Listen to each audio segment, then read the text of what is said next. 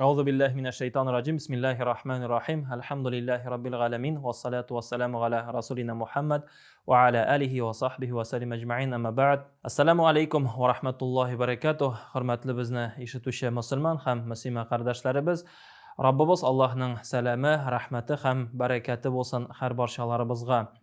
Hozirgi kun qadag'inda eng aktual bo'lgan bizning endi anglamalar albatta sotsial shelterlar tirasinda.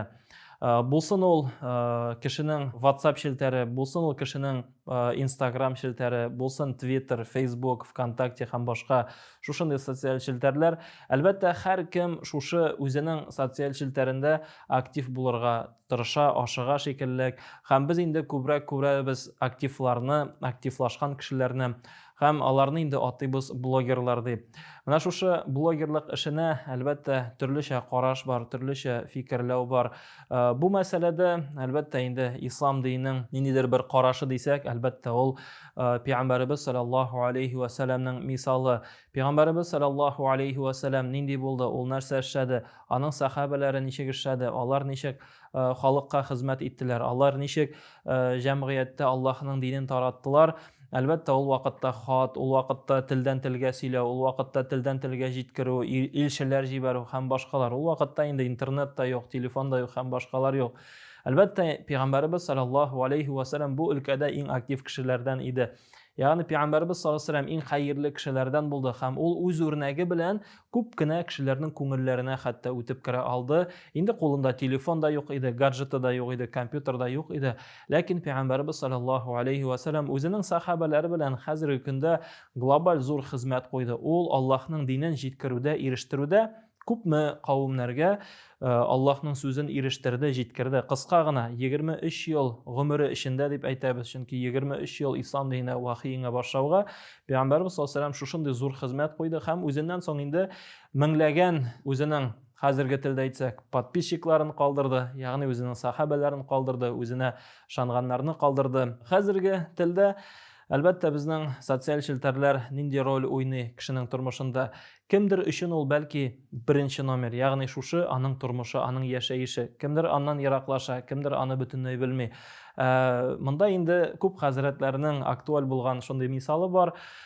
Narsanigina olsaq da, ul pishoq misolida, shul bir pishoq bilan masalan ipi turarga bo'la, narsadir salat yasarga bo'la, nindidir foydali ishlarga bo'la, pishoq bilan, shuluq pishoq bilan kishini o'tirarga bo'la.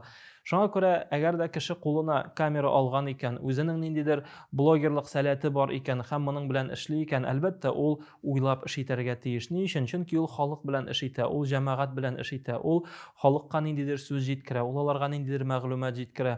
Payg'ambarimiz sallallohu alayhi va sallam aytdi: "Kullukum ra'i va kullukum mas'ulatu an ra'iyatihi." Har birigiz kutuvchi ham har birigiz o'zingizning kutuvingiz uchun javob berasiz.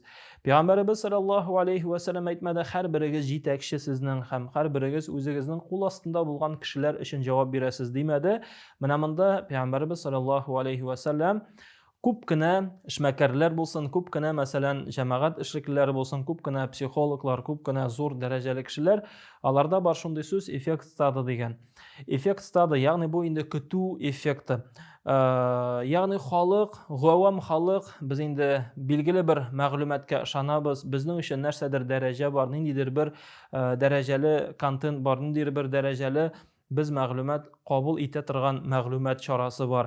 Mana bunda agarda biz qoriymiz ekan, shuluq telefonlarni, shuluq televideniya, kamera, shuluq radioni ham boshqalarni avvalda hazrat narsadir aytib, albatta endi xalq anga ishona, lekin ko'p vaqt shunday qarshilik kelib chiqa, mana bu televizorda aytdilar, mana bu gazetada yozganlar, mana bu radiodan tingladim, ham boshqalar, ya'ni kishi uchun televideniya, kishi uchun radio ham kishi uchun telefondan aytilgan nindidir ma'lumot ul ko'pga darajaliroq. Shunga ko'ra biz anglarga tegish narsa biz ishlaymiz, narsa biz tiliymiz. Bunda payg'ambarimiz sallallohu alayhi va sallamning hadisi innamal a'malu binniyat. Har bir ish niyatga qarab bayalana. Kimgadir populyarlik kerak, kimgadir endi albatta o'xsha, yengilgina o'xsha ishlaw deb o'ylaylar masalan, shul kerak. Chunki elementar bolalarga so'rab bersang, bolalar siz kim bo'lurga tilaysiz deb Ilgari zamonda balki javob berganlardir. Lyochik, kosmonavt ham boshqa shunday hunar egalari. Hozirgi kunda bolalar javob beradilar, bloger bo'lurga tiliybiz deb.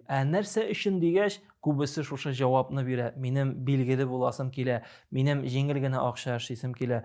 Albatta blogerlik ul ish, lekin haligi ishni ko'p kishi o'zining shaxsiy turmushina aylantirib qo'ytara.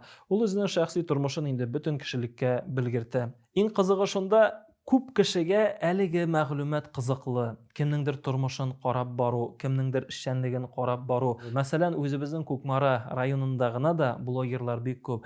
Lekin shusha blogerlarning aytilgan so'zlari, ulardan chiqqan ma'lumot ol endi kishilarni qo'y vaqt 2 ga, 3 ga, 4 ga, 5 ga ayira. Men kimnidir kimsitib yoki kimnidir zo'rlab, o'g'lab aytasim kelmay, chaqirasim kela shunga.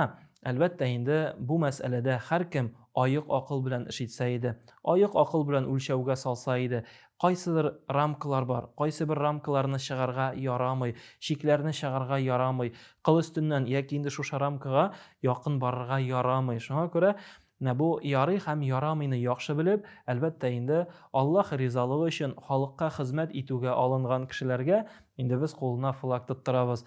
Kimlar endi yolg'ishib, adashib, sotashib kirib ketay ekan, albatta andi kishilarni xalq o'zi chetlashtiradi, andi kishilarga endi kishi o'zi bormay. Shunga ko'ra haligi masala u bizning hozirgi kunda aktual. Blogerlik ham shusha blogerlik ishi bilan shug'ullanu.